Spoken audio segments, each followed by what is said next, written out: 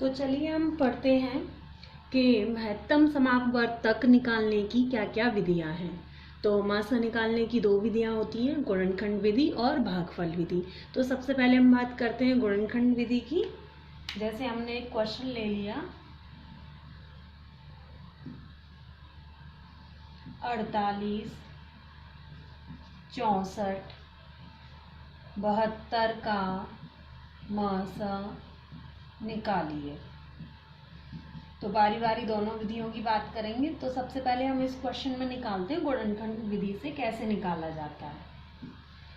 गुणनखंड विधि से मासा कैसे निकाला जाता है। तो क्या है विधि, सबसे पहले हम इन सब के निकालते हैं फैक्टर, गुणनखंड करते हैं।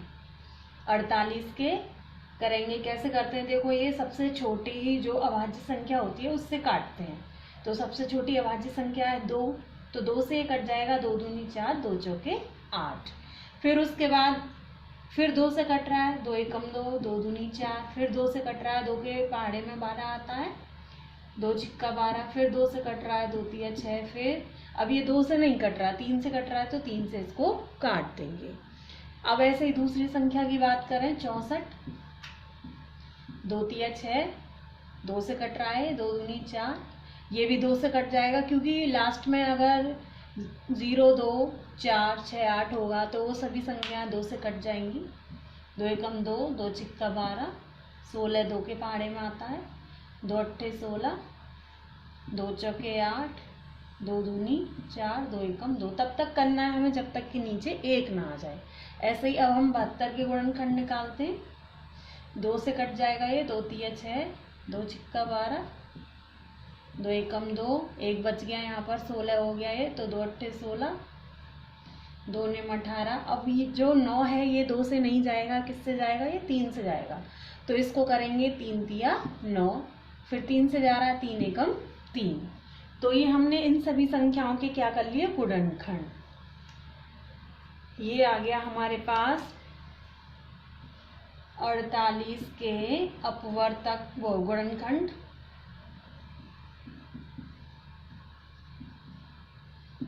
इनको ऐसे करके लिख देंगे हम 2 गुणे 2 गुणे 2 गुणे 3। कितनी बार है, 4 बार है ये। 2 गुणे 2 गुणे 2 गुणे 2 गुणे 3। ऐसे ही 64 के गुणनखंड निकाल लेंगे। 2 गुणे 2 गुणे 2 गुणे 2 गुणे 2, कितनी बार है, 2 4 6, 2 4 5 और 1 6। ऐसे ही 72 के निकाले हमने, ठीक है। तो ये हो जाएगा 2 गुणा 2 गुणा 2 गुणा 3 गुणा 3। अब हमें क्या करना है, हमें निकालना है मासा। तो गुणनखंड विधि से मासा निकालने में क्या करते हैं, जो तीनों में आए या जितनी भी संख्या दी हुई है, 2 हैं 3 है, इस क्वेश्चन में हमने 3 संख्याएं ली हैं, 48 64 72। तो हम तीनों संख्याओं की बात करेंगे। अगर किसी क्वेश्चन में 2 संख्याएं दी हैं तो 2 संख्याओं के गुणनखंड हम निकालेंगे। अगर किसी क्वेश्चन में 4 दिए हैं तो चारों के गुणनखंड निकालेंगे, होगा इसी तरीके से। अब हमारे पास इस क्वेश्चन में हमारे पास थी 3 संख्याएं, तो 3 संख्याओं में हमें ऐसे ही अंक देखने हैं जो तीनों में हो। जैसे ये 2 है, ये 2 तीनों में आ रहा है, तो हम इसको लिख लेंगे यहाँ पर। ऐसे ही अब अगला 2, ये भी तीनों में आ रहा है, ये जो है 48 के गुणनखंड में भी आ रहा है, 64 के में भी आ रहा है और 72 के में भी आ रहा है। इसी तरीके से ये वाला 2। आगे बात करें तो 2 जो है इन दोनों में तो है, इसमें नहीं है, तो अब हम 2 नहीं लेंगे। अगर 3 की बात करें, 3 जो है इन दोनों में है, इसमें नहीं है। अगर 3 तीनों में होता तो हम ले लेते, लेकिन औरों में नहीं है तो हम नहीं लेंगे। तो जो भी गुणनखंड तीनों में होंगे या जितनी भी संख्याएं दे रखी होंगी, उन सभी संख्याओं में जो कॉमन गुणनखंड होंगे उन्हीं को हमें लेना है गुणनखंड विधि में, और फिर उन गुणनखंड की गुणा कर देनी है। तो ये हमारे पास हो गया 2 दूनी 4, 4 दूनी 8। तो इन तीनों संख्याओं का जो मासा आ गया वो आ गया 8। इसको चाहे तो हम ऐसे भी लिख सकते हैं, ये 2 की घात 3 है ऐसे, या फिर इसको खोल दो 8। इस तरीके से हम इसको लिख सकते हैं। तो ये हमारे पास आ गया गुणनखंड विधि से। अब हम बात करते हैं भागफल विधि से। अगर इसी क्वेश्चन को हम भागफल विधि से करें तो किस तरीके से करेंगे, देखिए। भागफल विधि से। तो भागफल विधि में हमें क्या करना है, ये हमारे पास तीन संख्या है। तो इसमें हम सबसे छोटी संख्या कौन सी है, 48। सबसे छोटी संख्या से उससे बड़ी संख्या को भाग करेंगे। इन तीनों में जो है 48, 64 और 72 में जो है सबसे छोटी संख्या है 48। तो हम 48 से इससे बड़ी वाली संख्या में भाग करेंगे। और भाग किस तरीके से करना है, ऐसे। तो 48 से हम इसको भाग करेंगे, कितनी बार कटेगा, 2 बार तो ज़्यादा हो जाएगा। 48 एकम 48 जा रहा है। अब इसको घटा दो, 14 में से 8 गया, 6 बच गया, यहाँ 5 बचा, 5 में से 4 गया 1। 16 से 48 को करना है हमें। 16 48 पूरा पूरा कट गया। अब जो हमारे पास इन दोनों संख्याओं में लास्ट वाला डिवाइजर होगा, जो लास्ट वाला भाजक होगा, ये जो भाजक है, इससे हम तीसरी संख्या को भाग करेंगे। यानी अब हमें 16 से भाग करना है 72 को। तो 16 के पहाड़े में पढ़ेंगे, कितनी बार जाएगा, 16 के पहाड़े से इसको पढ़ेंगे कितनी बार जा रहा है। तो ये आपका जा रहा है 16 कम 16, 16 दूनी 32, 16 48, 16 चौके 64, 16 पंजे 80। 80 ज़्यादा हो जाएगा तो ये जाएगा 16 चौके 64। तो कितना बच गया, 12 में से 4 गए 8। 8 से इसको भाग करना है 16 को, 8 दूनी 16। तो जो लास्ट में डिवाइजर, अगर ये पूरा यहीं एक ही बार में कट जाता तो हमारे पास 16 जो है वो मासा या SCF होता।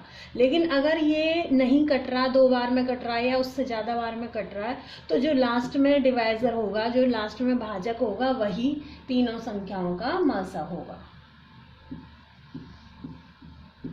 तो इसमें मासा आ गया 8। देखो हमने दोनों विधि से निकाला, इससे भी 8 आया और इससे भी 8 आया। ये हमने निकाला था गुणनखंड विधि से और इधर निकाला है भागफल विधि से। दोनों में क्या अंतर है, इसमें तो जो भी संख्या दी है उनके हमें फैक्टर करने हैं, यानी कि गुणनखंड करने हैं। फिर उसमें जो भी गुणनखंड है उनको हमें कॉमन लेना है और उनकी गुणा कर देनी है। ऐसे आएगा इधर मासा। और भागफल विधि में क्या है, जो सबसे छोटी संख्या होगी उससे भाग करना, उससे बड़ी वाली संख्या में, और जो लास्ट वाला भाजक होगा उससे भाग करेंगे सबसे बड़ी संख्या में। ठीक है, तो ये दोनों विधि हो गई। अब हम करते हैं SCF पर आधारित जो भी प्रश्न हैं, तरह तरह के प्रश्न आपको कराएंगे कि किस तरह के प्रश्न एग्जाम में आते हैं और उनको किस तरीके से किया जा सकता है। तो पहले प्रश्न की बात करते हैं हम। पहला प्रश्न हमने विधियों में बता दिया था। दूसरा प्रश्न है, कपड़े के 3 थानों में क्रमशः 125 मीटर, 220 मीटर तथा 275 मीटर कपड़ा है। बड़ी से बड़ी नाप का फीता बताइए जो तीनों थानों के लिए कपड़े को पूरा पूरा नाप सके। तो सबसे बड़ी पहले बात ये ध्यान रखना कि जहाँ भी कहीं बड़ी से बड़ी अगर कोई चीज़ आती है तो आपको क्या बताना है, वहाँ पर SCF यानी कि मासा पूछा है क्वेश्चन में। क्या बताना है, मासा बताना है। तो हमें ये पता चल गया कि इस क्वेश्चन में हमें SCF निकालना है। अब किसी भी विधि से आप इसको निकाल लो, चाहे तो गुणनखंड विधि से, चाहे भागफल विधि से। तो इस क्वेश्चन को मैं गुणनखंड विधि से करा देती हूँ, नेक्स्ट क्वेश्चन को भागफल विधि से करा देंगे। तो सबसे पहले हमें फीते की माप दी हुई है, उन सभी फीते की माप का हम क्या निकाल लेंगे, गुणनखंड निकाल लेंगे तीनों के।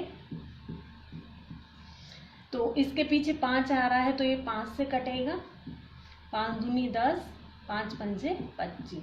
फिर 5 से कट रहा है ये, 5 पंजे 25, 5 एकम 5, ये आ गए 125 के गुणनखंड। अब ये 2 से कट रहा है तो 1 कम 2, फिर 2 से कट रहा है, 2 पंजे 10, 1 हांसुल का बचा है, यहाँ 10 हो गए, फिर 2 पंजे 10।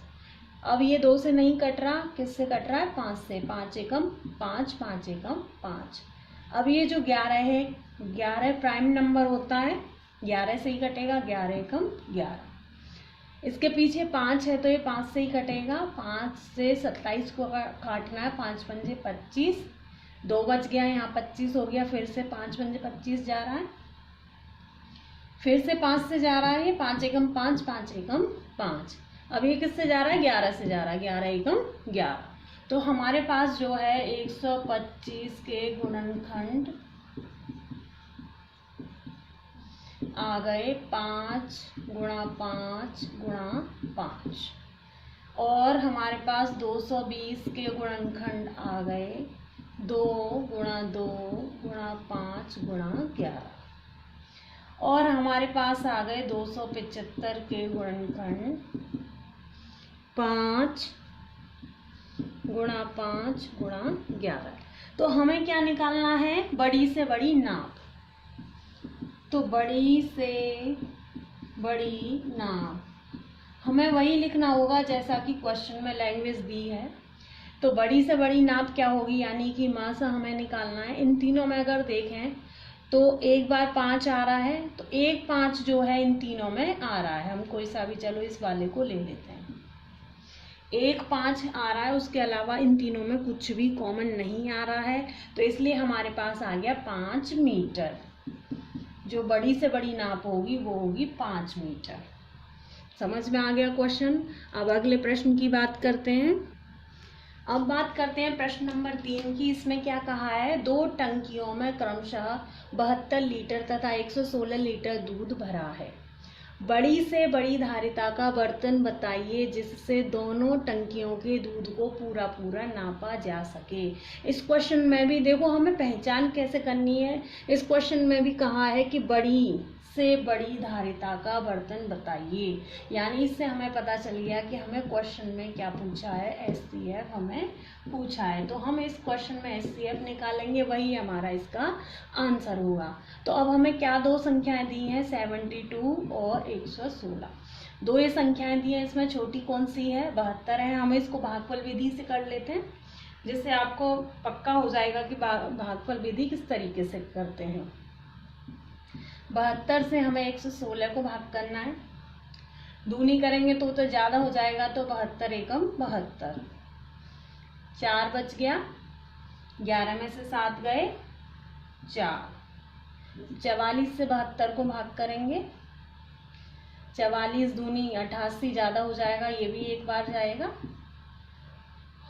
12 में से 4 गए 8, 6 में से 4 गए 2, 28 में से फिर से 44 को भाग करेंगे, 28 से 44 को। दूनी जो है वो ज़्यादा हो जाएगा, तो ये भी एक बार जाएगा। 28 से कम 28। 14 में से 8 गए, कितना बचा? 6। यहाँ रह गए 3, 3 में से 1 16। 16 दूनी 32 होता है, तो 16 एकम 16 जाएगा। यहाँ 8 बच गया। 8 से 16 को भाग करना है, 8 दूनी 16। तो हमारा ये यहाँ पर पूरा पूरा कट गया। तो हमें यहाँ पर पता चल गया जो लास्ट में भाजक होगा, लास्ट में भाजक क्या है? 8, तो वही मासा होगा भागफल विधि में। तो बड़ी से बड़ी धारिता का बर्तन हो गया, बड़ी से बड़ी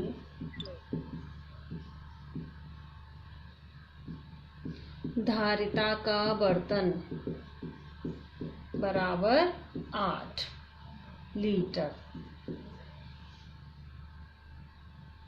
8 लीटर ये आ गया। तो बस हमें कुछ नहीं करना। अगर थ्योरी के कोई भी क्वेश्चन आता है उसमें ये देखो कि हमें एचसीएफ कैसे पूछा गया है। जिस भी क्वेश्चन में बड़ी से बड़ी कुछ भी आ जाए वहाँ पर आपको एचसीएफ ही निकालना है। ये हमने भागफल विधि से बता दिया। वैसे एग्जाम में भागफल विधि से निकालना ज़्यादा इजी होता है, क्योंकि फैक्टर में तो थोड़ा टाइम लगता है, लेकिन इसमें भाग करने में कोई ज़्यादा टाइम नहीं लगता। अगले प्रश्न की बात करते हैं। प्रश्न नंबर 4। प्रश्न नंबर 4 हो गया, वह बड़ी से बड़ी संख्या ज्ञात कीजिए जिससे 804 तथा 1745 को भाग करने पर क्रमशः 5 तथा 6 शेष बचे। तो सबसे पहले इसमें हम इससे पहचान करेंगे बड़ी से बड़ी संख्या। तो हमें क्या पूछा है? हमें पूछा है इन्होंने HCF, यानी कि मासा, महत्तम समापवर्तक पूछा है। लेकिन क्वेश्चन कैसा दे दिया कि ये 2 संख्याएं हैं, इनको भाग करने पर क्रमशः 5 तथा 6 शेष बचे। अगर जब कभी भी ऐसा क्वेश्चन आ जाए तो आपको शेष बचे वाला कुछ नहीं करना। इन संख्याओं को 804 में से 5 शेष बच रहा है तो 5 घटा देंगे, और 1745 में से 6 शेष बच रहा है तो इसमें से 6 घटा देंगे। जो संख्या आएंगी उनका एचसीएफ निकालना है। तो हमने क्या किया? 804 में से क्या घटा दिया? 5, और 1745 में से घटा दिया 6। तो ये हमारे पास आ गया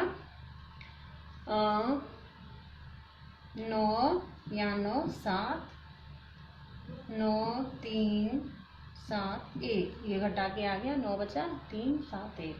तो अब हमें इन संख्याओं का मास इसमें बताना है।